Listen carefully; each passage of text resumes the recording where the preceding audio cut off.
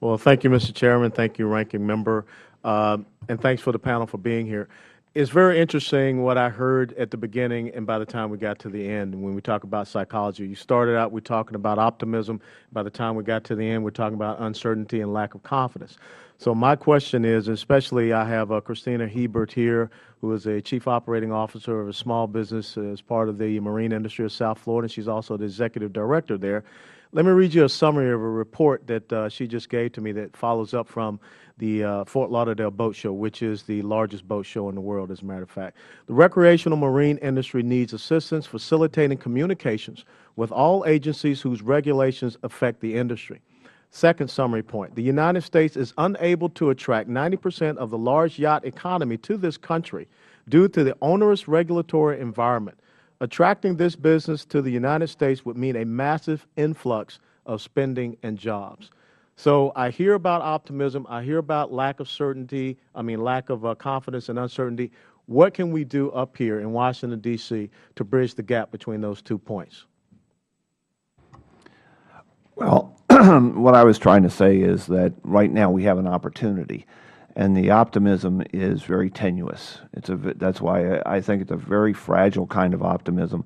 We had some of it a year ago, and we need to do something to keep the momentum of that optimism going. And that's why I was saying just freeze regulations, because whether you want to agree with it or not, it is having a behavioral impact, and that it is in this sense, perception is reality.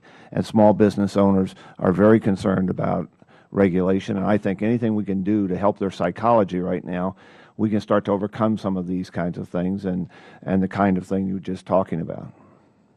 I would just say that I think those regulations about yachts have been in place for a long, long time, so I don't think this is something new. I don't think it's something that President Obama did.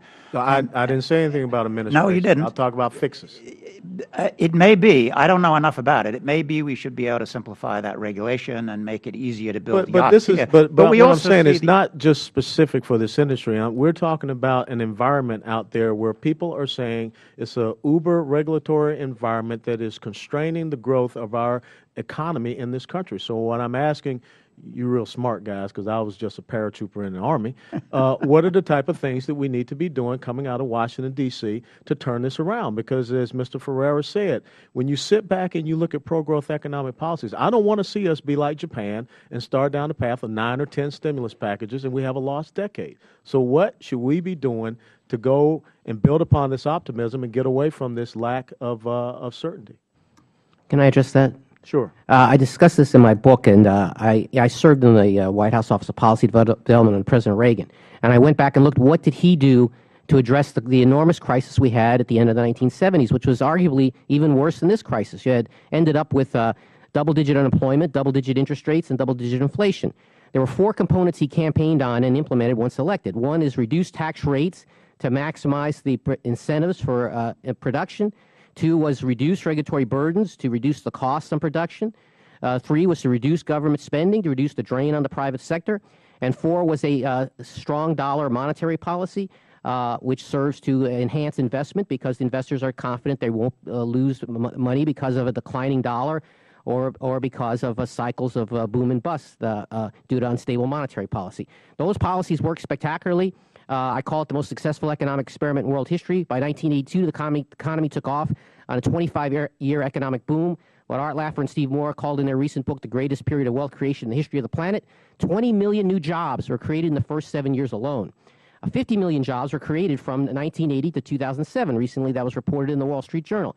So if we would restore those pro-growth policies, the economy would take off in another long-term boom within a year or so, and that would be the way to solve the problem. We also had pretty good growth during the 90s, during the Clinton years, let me remind you. In fact, maybe even slightly better growth. And President Reagan was a practical man. You know, he cut tax rates very heavily. He saw the big deficits that came about, and he agreed actually some very substantial tax increases that followed when he realized he had overdone it on the tax side, and that's what we have to do now. Obviously, we need to control spending. Of course we do. But we cannot, I agree with you, we cannot run these huge budget deficits, and we've got to attack that from both sides, the spending side and the revenue side, as President Reagan did. And let me just add that there's an immediate situation and then there's a longer term kind of situation. And what I was trying to say with a moratorium is that we really ought to take advantage of this opportunity with some increasing optimism out there and try and do something immediate. There are all kinds of other solutions, part of which is housing, but the immediate situation is we'll lose it if we don't act quickly. And Mr. Chairman, if I could ask one quick one. Could we have reinstated Glass-Steagall instead of going the direction of the Dodd-Frank? Yes. Thank you, Mr. Chairman. I yield back.